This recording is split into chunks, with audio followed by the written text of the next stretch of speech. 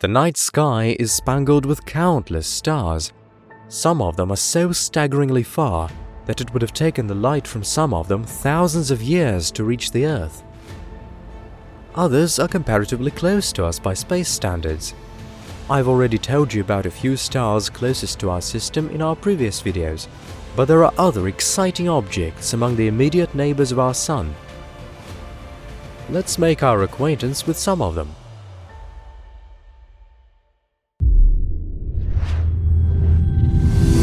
Kosmo, the first in outer space. There are approximately 1,400 stellar systems in space within the radius of 50 light-years from the solar system. Some of them are multiple and contain 2 and more objects, which makes the overall number of our stellar neighbours over 2,000. These are all sorts of stars, from dim red dwarves to dazzling giants whose temperatures are beyond our imagination.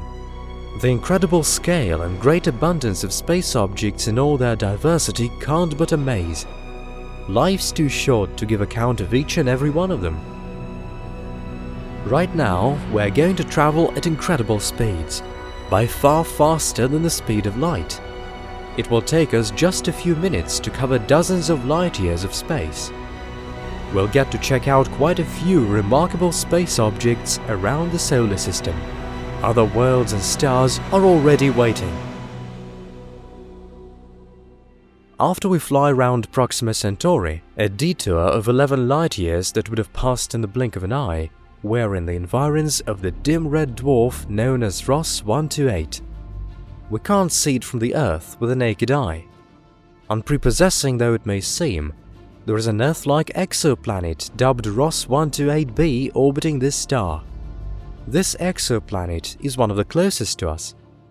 Unlike the yet closer and cooler Proxima Centauri b, the temperature on Ross 128b is relatively moderate, ranging from -60 to +21 degrees Celsius. Assuming its surface to be identical to that of our planet, which absorbs 70% of the light shed on it, the equilibrium temperature of Ross 128b is estimated at around 7 degrees Celsius. It is 8 degrees cooler than that of today's Earth, but quite enough to sustain life. The exoplanet's mass is roughly 35% bigger than that of the Earth. The radius hasn't been accurately measured at this point, but provided the planet's composition is similar to our Earth's, its diameter is supposed to be roughly 10% bigger than that of the Earth. The freefall acceleration on its surface is expected to be just 12% bigger than that on our planet. If all these estimations are correct, then the conditions on the surface of Ross 128b are supposed to be comparable with those on the Earth. Besides, the system is rapidly moving to meet the Sun. In just 79,000 years, it will be closer to us than Proxima Centauri, which is moving away from us.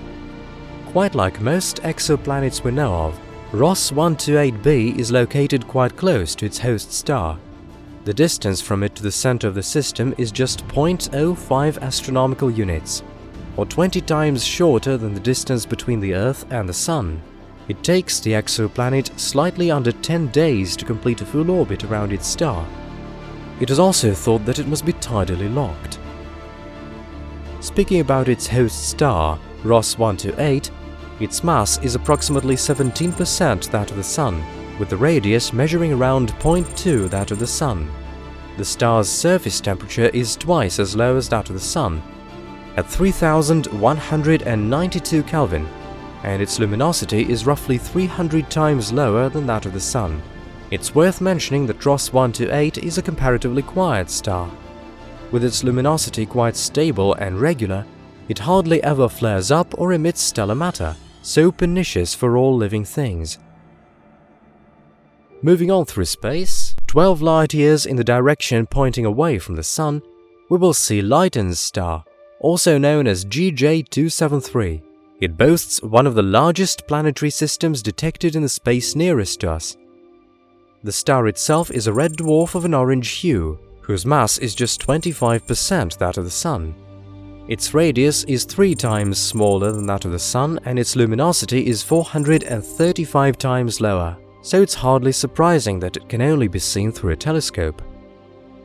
it is quite an exciting star because there are as many as 4 objects detected in its environs, 2 of which are confirmed exoplanets. The other 2 are still prospective candidates, awaiting confirmation.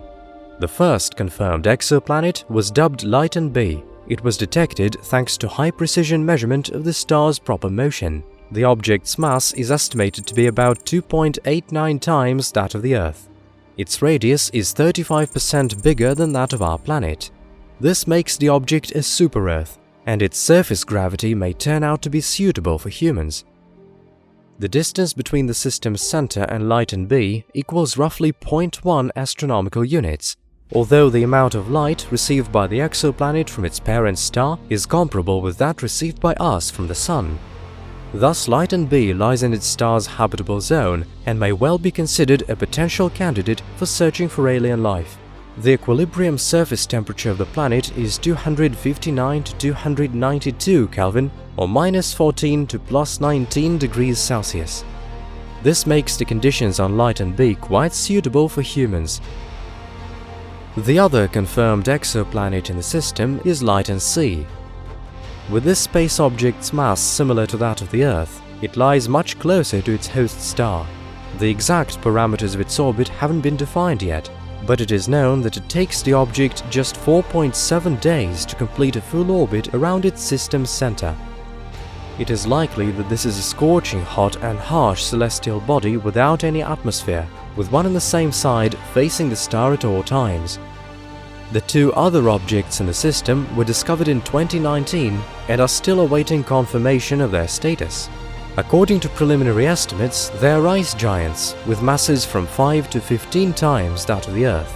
With the radii of their orbits lying within 0.8 astronomical units, their orbital periods cannot be over 558 days. Luyten is a relatively cold star, and with these 2 objects lying beyond its habitable zone, their temperatures are almost certainly extremely low. It goes without saying that at this stage, these 2 candidates still want further exploration. Moving on and away from the Luyten system, we will come across a star known as Altair. Lying 16.8 light-years away from the Earth, it is a bright, white-blue star. Its mass is around 1.8 that of the Sun, and its age is estimated at around 1.2 billion years. This star's luminosity is 11 times that of the Sun, which makes it one of the most conspicuous objects in our night sky. Another curious feature of Altair is its rotation, which is remarkably fast.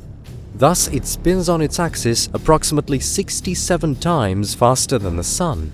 It completes a full rotation within slightly less than 9 hours. The velocity of star material at the equator equals about 286 km per second. Due to this outstandingly rapid rotation, the star's shape is far from an ideal sphere. The star's equatorial diameter is 22% bigger than the distance between its poles and is roughly twice the diameter of the Sun. The star's shape can't but affect its temperature and luminosity, which also differ in its different areas. The stellar matter in the equatorial zone of the star is noticeably colder and darker than in the poles. The temperature at the equator is just 6,900 Kelvin. The poles, meanwhile, are as hot as 8,500 Kelvin, which is around 8,200 degrees Celsius. Interestingly, the fact that Altair has an irregular shape was first arrived at following theoretical calculations. Only later, in 2007, was it finally confirmed after an image of the star was produced, where it is seen to have a disc-like shape. Actually, Altair happened to become the first star beyond the solar system whose surface had been imaged. Unfortunately, no planet has been detected in Altair's environs. Still, observations show rings or a fog of gas enveloping the star. Altair's light is dispersed in these structures, which produces a curious effect. This major interference of light results in a humongous rainbow around the star. On the downside, however, even though it looks fascinating and majestic, it partly conceals the star and so greatly hampers studying it. As we carry on our way through space, we will get as far as Fomalhaut. Lying 25 light-years away from the Earth, this stellar system consists of 3 components. For a long time, the three components making it up used to be considered mutually independent space objects. Then, in 2013, evidence showed that they were in fact gravitationally bound, forming a large and single structure in space. Fomalhaut is probably the widest multiple star system located close to ours. The biggest distance between its components reaches 3.2 light-years. Incidentally, almost 11 lunar disks may be placed in our night sky between the remotest objects in the Fomalhaut system. The largest, most well-known and well-seen component of the system is referred to as Fomalhaut A. It's a young and hot star whose mass is 92% bigger than that of the Sun, with its radius measuring around 1.85 times that of the Sun. It was this star that people have referred to as Fomalhaut since ancient times, quite unaware of the fact that there are other, not so easily observable components in this system. The star's luminosity is remarkably high, at 16 times that of the Sun. Its temperature is estimated at roughly 8,500 Kelvin or 8,200 degrees Celsius.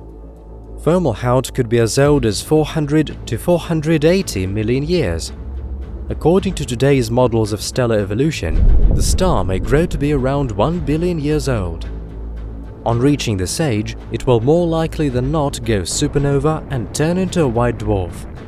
Fomalhaut A is surrounded by a disk of protoplanetary gas and dust.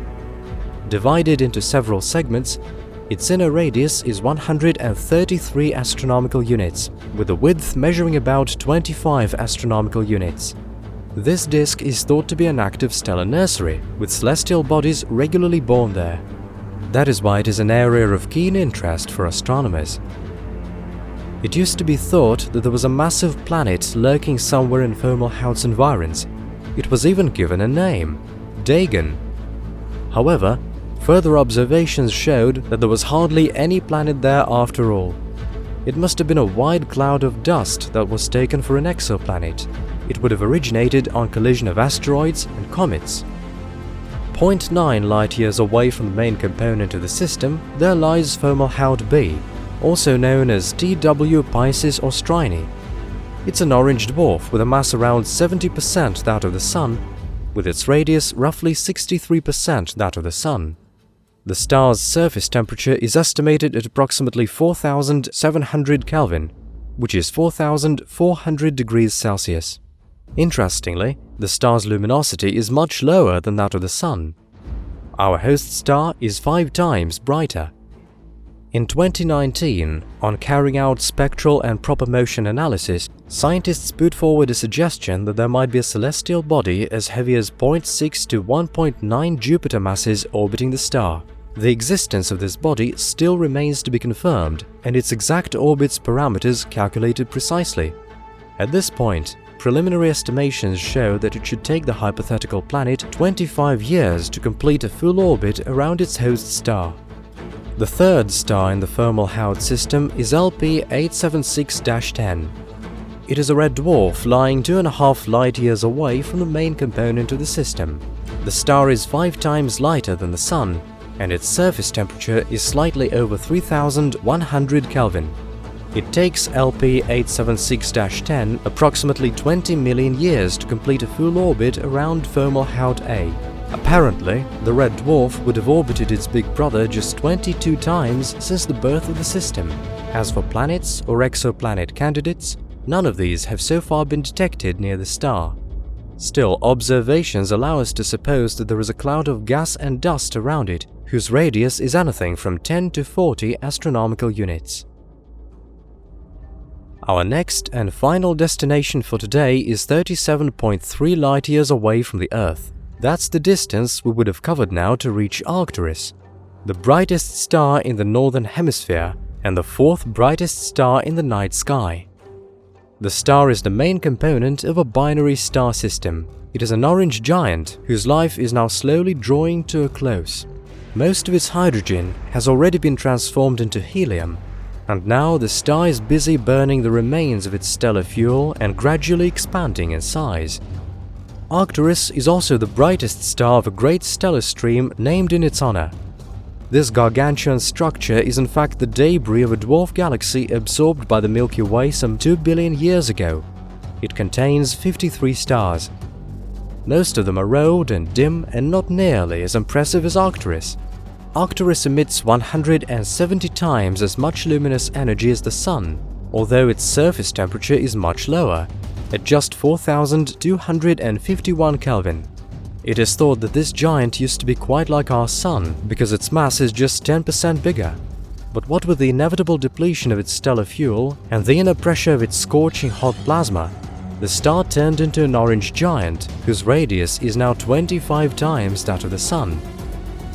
According to today's theory of stellar evolution, this is something that our Sun is expected to go through in the distant future too. Arcturus's age is gauged at anything from 6 to 8.5 billion years. It is hard to predict when it will go supernova at the end of its life cycle, but it will happen quite soon in astronomical terms.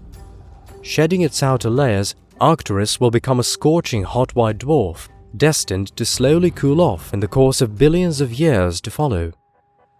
The second component of the system is barely visible against the background of its giant companion. This small star with luminosity 20 times lower than that of Arcturus lies so close to it that it's hardly possible to define its parameters. Even if some planets did manage to form in this stellar system, many millions of years ago they must have been absorbed by Arcturus itself. Either way, no objects have been detected in the star's environs at this point. Having been closely observed by mankind for hundreds of years, the universe is still a source of countless mysteries. With such fascinating objects discovered close to our system, what may be lurking further, say hundreds and thousands of light years away? When observing the night sky, humans' gaze barely brushes the closest edge of the great cosmos, with its forbidding, mysterious and infinitely attractive expanses. We're definitely looking to thousands of amazing new discoveries. Meanwhile, feel free to hit the like button, subscribe if you still haven't done so, and be on the lookout for more of our videos. Let's keep in touch.